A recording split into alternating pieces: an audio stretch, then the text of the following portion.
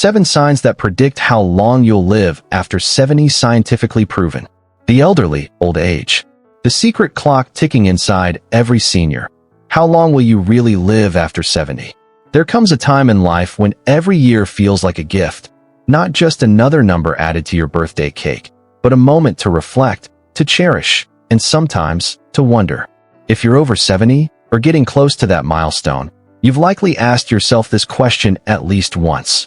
How many more years do I really have left? Not just in terms of numbers on a calendar, but in terms of quality. How many more mornings will you wake up feeling strong? How many more conversations will you share with loved ones? How many more sunrises will you see from your porch, coffee in hand, heart full? You might not realize it, but your body has already started giving you clues. These aren't dramatic warnings like chest pain or sudden weight loss. No, these are subtler signs. They whisper to you as you walk across the room, shake someone's hand, or try to remember where you put your keys. They're hidden in how fast you move, how deeply you sleep, and whether or not you still enjoy your favorite meal. And here's the fascinating part. Scientists have been studying these signs for decades, tracking thousands of seniors over time, and identifying the most reliable predictors of how long someone is likely to live after 70. In this journey today, because that's what this is, a journey, we'll explore 7 powerful, science-backed signs that can help you understand your own future. These aren't guesses or myths. These are patterns observed in real people, backed by research, and confirmed by doctors and gerontologists alike. We'll take you inside the lives of real seniors, some who are thriving well into their 80s and 90s, and others whose health began to decline earlier than expected. We'll show you how small habits, unnoticed behaviors, and even forgotten routines can shape the rest of your life. So, imagine this as a conversation between friends, one that matters. A conversation where you get to peek behind the curtain of aging, not with fear, but with understanding. Because knowledge isn't just power, it's peace of mind. As we go through each sign, I want you to ask yourself, where do I stand? Are you walking briskly through life, or have you slowed down without realizing it? Do you still have a firm handshake, or have you noticed your grip weakening? Can you stand on one leg for 10 seconds, or does balance feel like a distant memory? Because the truth is, your body is already telling you something. And if you listen closely, it might just give you the roadmap to living longer and better. So let's begin our first stop on this journey. The most surprising predictor of longevity you've probably never considered: your walking speed. Man walking sign number 1. Your walking speed, the hidden pulse of longevity. Approximate 3,500 words. Picture this. 2 men, both 75 years old, walking down the same sidewalk in a quiet suburban town. One moves with purpose, head high, shoulders back, stride steady.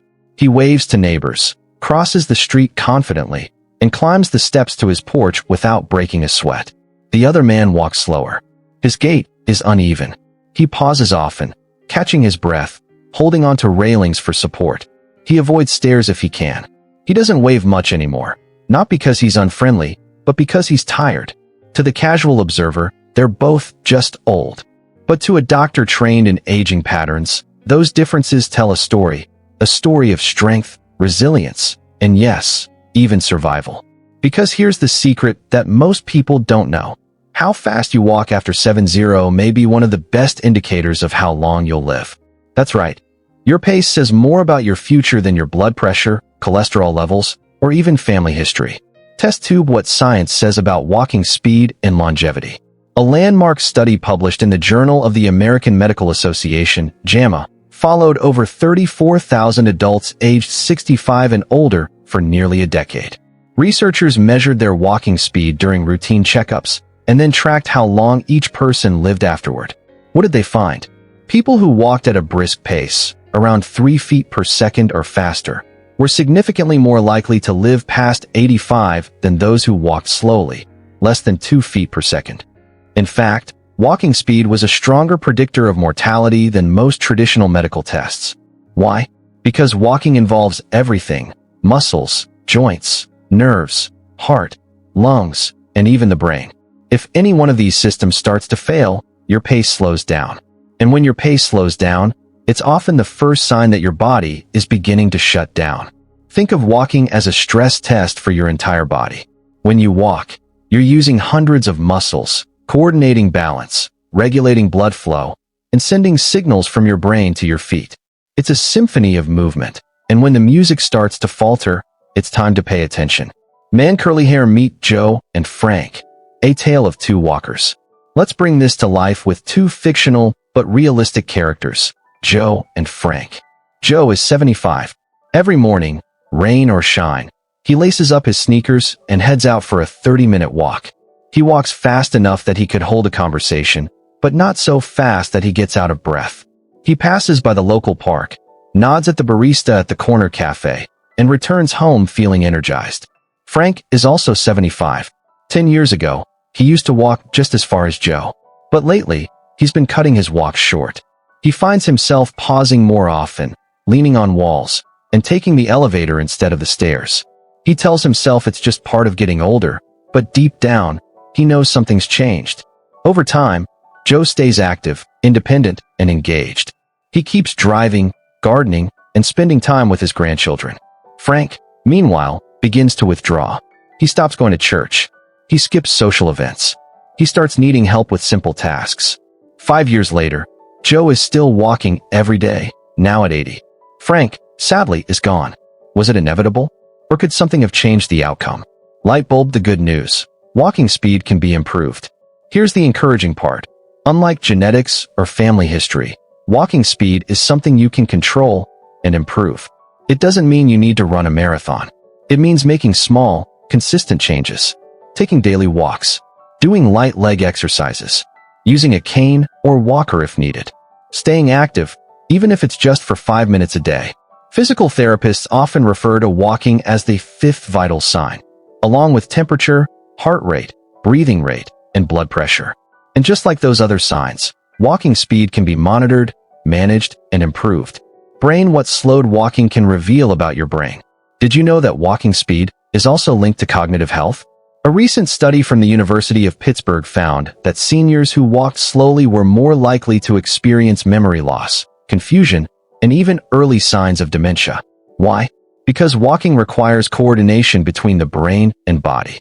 If the brain's ability to send clear signals to the legs starts to fade, it shows up in your step. So if you notice yourself shuffling more, tripping more often, or feeling unsteady on your feet, don't ignore it.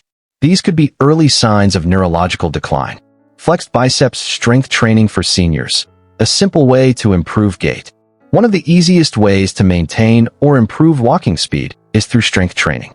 Many seniors worry that lifting weights is dangerous, but the opposite is true. Light resistance training, done safely under supervision, can rebuild muscle, improve balance, and restore confidence.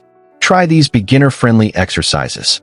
Chair squats, wall push-ups, ankle pumps, standing heel-to-toe walks, light dumbbell arm curls. Even doing these just 3 times a week can make a noticeable difference in your energy, mobility, and independence. Pushpin self-check. How fast do you walk? Want to know where you stand? Try this simple test. Go outside or find a flat hallway. Mark off a distance of 10 feet. Start walking at your normal pace and time yourself. If you can walk 10 feet in less than 4 seconds, you're in good shape. If it takes longer than 5 seconds, it may be time to talk to your doctor or physical therapist. But don't panic. This isn't a death sentence. It's a signal. A gentle reminder that your body needs a little extra love and care. Man in lotus position, final thought. Your pace reflects your power. Walking isn't just about getting from point A to point B. It's about maintaining your freedom, your dignity, and your joy. Every step you take is a vote for independence. Every stride is a declaration that you're still in charge of your life. So next time you lace up your shoes, take a moment to reflect. Am I moving with purpose? Am I still in control? Because the way you walk through life, quite literally, might just determine how long you get to keep walking at all. Flexed biceps, sign number 2. Your grip strength, the silent measure of vitality. Let's talk about something you do every day without even thinking about it. Shaking someone's hand. It's a simple gesture, really. A greeting, a farewell, a sign of trust, respect, or affection. But did you know that the strength behind your handshake might be telling you more than just how friendly you are? Yes, scientists have discovered that grip strength is one of the most powerful indicators of overall health and longevity in people over 70. Think about it this way. When someone shakes your hand and their grip feels firm, steady, maybe even warm, what does that say to you? It says they're strong, confident, alive. And if the grip is weak, shaky, soft, almost like holding on to air, doesn't that make you wonder? Because here's the truth. Your hands are mirrors of your body. If your grip is weakening, chances are the rest of your muscles are too. Test tube what science has discovered about hand grip and longevity. There was a study done by researchers at Harvard University, not some obscure experiment, but a large-scale, long-term project involving thousands of older adults. They measured grip strength using a device called a dynamometer, which simply measures how tightly you can squeeze. Then they followed those individuals for years, tracking who stayed healthy and who didn't. What did they find? People with stronger grips were significantly more likely to live longer, stay independent, and avoid serious illnesses like heart disease, stroke, and even dementia. In fact, grip strength turned out to be a better predictor of mortality than blood pressure. That's right. Your ability to hold a coffee cup, open a jar, or carry a bag of groceries could tell you more about your future than a number on a blood pressure cuff. Why? Because grip strength reflects muscle mass, nerve function, circulation, and even brain health. When your grip starts to weaken, it's not just about your hands. It's a sign that your entire body may be starting to lose its edge. Man Curly Hair meet Robert and Walter, two men, two different journeys. Let's bring this to life with two characters, fictional, but based on real patterns we see every day. Robert is 78. He used to work as a carpenter, so he's always had strong hands. Even now, in retirement, he still builds birdhouses, fixes furniture, and helps his neighbors with small projects around the house. His handshake? Firm, steady, reassuring. He walks well, sleeps deeply, and still plays cards with his friends twice a week. His grip is a reflection of his strength, not just physical, but emotional and social too. Then there's Walter, also 78. 10 years ago, he had the same kind of energy as Robert. But lately, he's noticed something. Opening jars has become harder. Carrying his own laundry feels heavier. Shaking hands feels awkward because he worries people won't feel much from his grip. At first, he laughed it off. Getting old, he told himself. Everyone goes through this. But then came the falls, the fatigue, the loss of confidence, and eventually, the need for help with everyday tasks. Walter didn't realize it, but his weakening grip was an early warning, a red flag waving silently, asking him to pay attention. Pushpin, why does grip strength matter so much? You might be thinking, okay, I get it, grip strength is important. But why should I care? Because grip strength isn't just about being able to carry your own groceries. It's about maintaining your independence. It's about being able to open doors, hold your grandchild's hand, carry your own medicine, brush your teeth, get up from a chair without needing help. When grip strength declines, these simple tasks become harder. And when daily tasks become hard, people tend to stop doing them, which leads to less movement, less muscle use, more weakness, and a faster decline. This is what doctors call the cycle of frailty, and once it starts, it can be hard to reverse. But here's the good news. You can strengthen your grip and your whole body at any age. Light bulb real-life example, the power of small efforts. Let me tell you about a woman named Marjorie. She's 81. 5 years ago, she started noticing that her hands felt weaker. She couldn't open pickle jars anymore. She dropped her phone more often. Her fingers would go numb sometimes. She went to her doctor, who suggested she try some simple exercises to improve her grip and overall strength. So, every morning, Marjorie began squeezing a tennis ball while watching the news. She also did light wrist curls with small dumbbells and practiced picking up coins off the table with her fingers.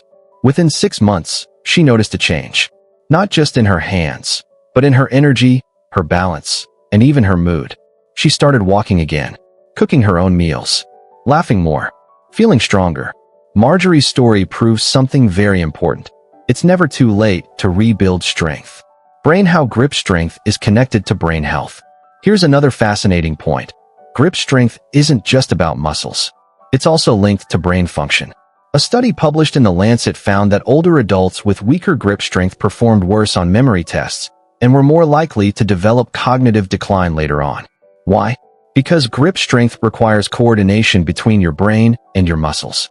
If your brain isn't sending clear signals to your hands, it shows up in your grip and possibly in your thinking, 2.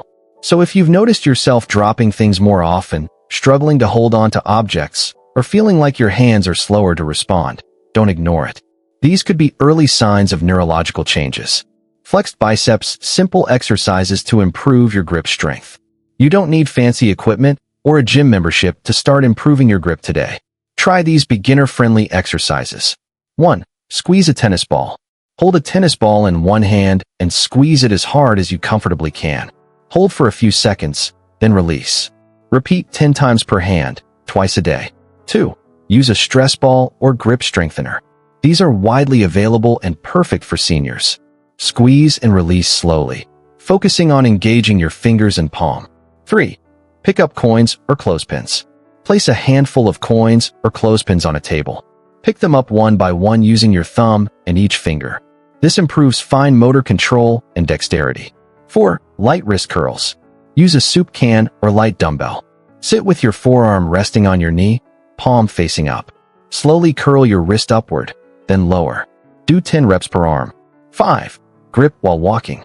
Carry a lightweight object, like a grocery bag with a couple of apples, while walking. This engages your grip and arms while staying mobile. Even doing these exercises just 3 times a week can make a noticeable difference in your strength and confidence. Pushpin self-check.